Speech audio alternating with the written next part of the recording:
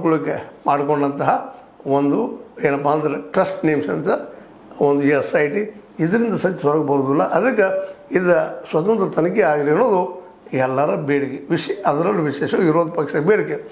ಇನ್ನು ಕೊನೆಯದ ಹೇಳೋದಿಷ್ಟ ರಾಮ ಮಂದಿರದಿಂದ ಇವತ್ತಿನ ಅಧಿಕಾರಕ್ಕೆ ಬಂದಂತಹ ನಮ್ಮ BJPಗರು RSSಗರು RSSದಿಂದ ಅಧಿಕಾರಕ್ಕೆ ಬಂದಿಲ್ಲ.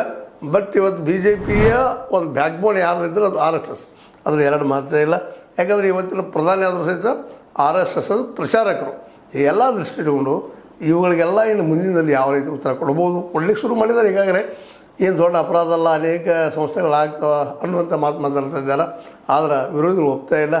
ನೀವು ರಾಮ ಮಂದಿರದ ಹೋರಾಟ ಮಾಡಿದ್ದು ರಾಮನ ಗುಡಿ ಅದರಿಂದ ವ್ಯವಹಾರ ಮಾಡೋದಕ್ಕೆ, ಅವ್ಯವಹಾರ ಮಾಡೋದಕ್ಕೆ, ದುಡ್ಡು ಹಿಡಿಯೋದಕ್ಕೆ ಅಂತ ಪ್ರಶ್ನೆ ಜೋರು ಮಾಡ್ತಾ ಇದ್ದಾರೆ.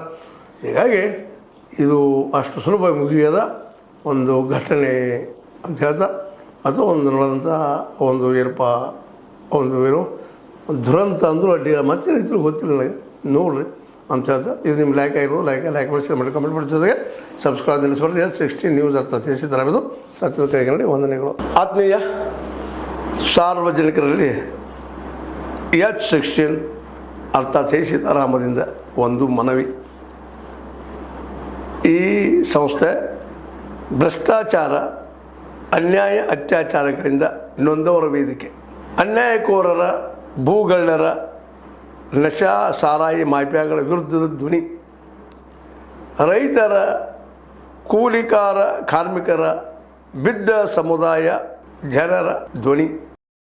ಬೆಂಬಲವಾಗಿ ನಿಂತು ತನುಮನ ಧನದ ಸಹಾಯಕ್ಕೆ ಸಾರ್ವಜನಿಕರಲ್ಲಿ ಕೋರಿಕೆ. ದಾನದ ಸಹಾಯ ನೀಡಿ ಸ್ವಾತಂತ್ರ್ಯ ಪತ್ರಿಕೋದ್ಯಮ ಉಳಿಸಿ ಬೆಳೆಸಿ. ವಂದನೆಗಳು. ತಮ್ಮನ್ನೇ ನಂಬಿರುವ ಮಲ್ಲಪ್ಪ ಇ ಜೋತಾವರ್. ಈ ಕೆಳಗಿನ QR ಸ್ಕ್ಯಾನ್ ಮಾಡಿ ಅಥವಾ ಈ ನಂಬರ್ ಅಂದರೆ 7411402405ಗೆ ಇಲ್ಲ 9686864852ಗೆ ನೀವು ಫೋನ್ಪೇ ಮಾಡಿ, ಪೇಟಿಎಮ್ ಮಾಡಿ ಅಥವಾ ಇನ್ನಾವುದೇ ಮಾಧ್ಯಮದಿಂದ ಗೂಗಲ್ ಮೂಲಕ ಸಹಾಯ ಮಾಡಿ ಈ ಪ್ರಾಮಾಣಿಕ ಪತ್ರಿಕೋದ್ಯಮವನ್ನು ಉಳಿಸಿ ಅಂತ ಮತ್ತೊಮ್ಮೆ ಮನವಿ. ವಂದನೆಗಳು.